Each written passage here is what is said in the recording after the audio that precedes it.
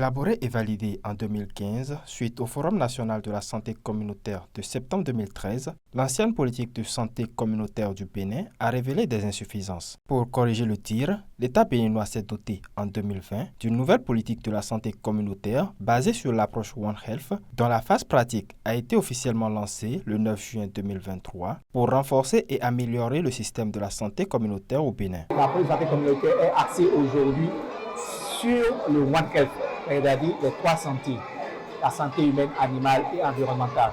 Il s'agit désormais de désigner des personnes capables de notre communauté pour répondre au niveau de ces trois axes de santé. Il n'y aura pas seulement, il n'y aura plus un relais dédié à ci, dédié à ça. C'est la seule personne désignée qui est vraiment l'émanation de la communauté, comme nous le voyons ce soir dans ce village des Islams, que la communauté s'est réunie et a dégagé ces trois prétendants pour être relais communautaire. Dans la zone sanitaire Komé, Bopa, Grand Popo et Khoyogbe, Bibdos ONG appuie la mise en œuvre du One Health avec le financement de l'Agence des États-Unis pour le développement international USAID, partenaire technique et financier du Bénin.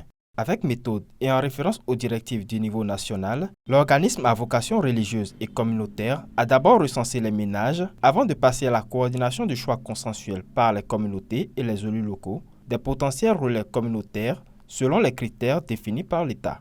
Les critères fondamentaux qui sont contenus dans les directives partagées, le guide partagé par le ministère, être âgé de 25 ans, résider dans la grappe, résider dans le village, être de bonne moralité, savoir lire et écrire, être choisi par sa communauté et être volontaire. L'ONG a déployé sur le terrain ses superviseurs communaux en santé communautaire qui ont parcouru pendant 2 semaines toutes les 450 grappes des 4 communes en charge. De Komé à Bopa, passant par Khoyogbe et Grand Popo, on note une forte mobilisation des populations, ce qui a facilité l'aboutissement de l'opération. D'abord, ils sont sortis massivement pour le recensement et ils sont aussi sortis massivement pour la désignation parce que l'enjeu est de taille. Il faut désigner un relais communautaire qui représente la communauté. Et vous avez vu, ils ont regardé les hameaux constituant le village.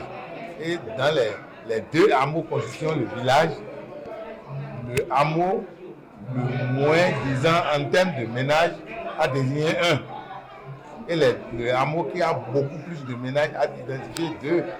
Donc il y a 3.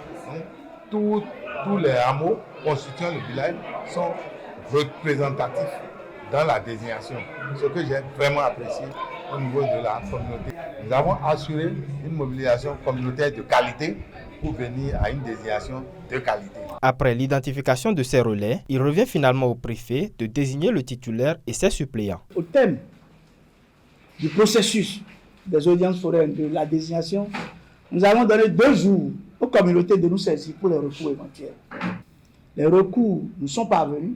Et lorsque nous avons le recours, nous avons invité les maires, les chefs d'arrondissement, les chefs de village concernés, d'accord, à une séance publique ici, de dépouillement du recours. Nous avons donc pris l'avis de ces acteurs. Et l'intérêt de cette séance nous permet de lire eux-mêmes leurs aspirations, de cerner si ils sont impartials ou politiques. Et après ça, donc avec ma conseillère technique, nous essayons quand même de voir l'orientation à donner. Mais ça ne se fait pas quand même de toute mon autorité, c'est en parfaite intelligence. Au total, dans la zone sanitaire CBGH du département du Mono, 450 relais communautaires seront désignés à la fin du processus. Ils joueront un rôle de proximité entre les centres de santé et les ménages sous la supervision des agents de santé communautaires qualifiés. La politique a prévu 2 agents de santé communautaire. Nous avons les relais communautaires qui vont faire les désignations et les agents de santé communautaire qualifiés qui, eux, seront recrutés et mis à disposition.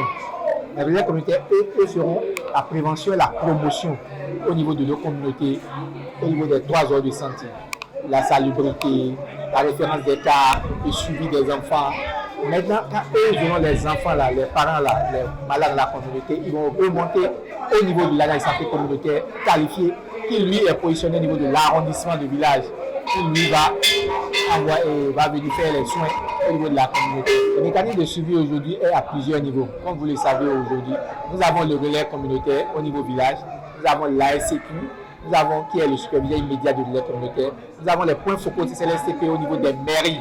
Et nous avons maintenant l'équipe d'encadrement de la zone sanitaire et les autres acteurs du One Health pour le suivi. Les données remontent lors de la supervision, lors du suivi groupé et à la supervision de l'équipe de la mairie.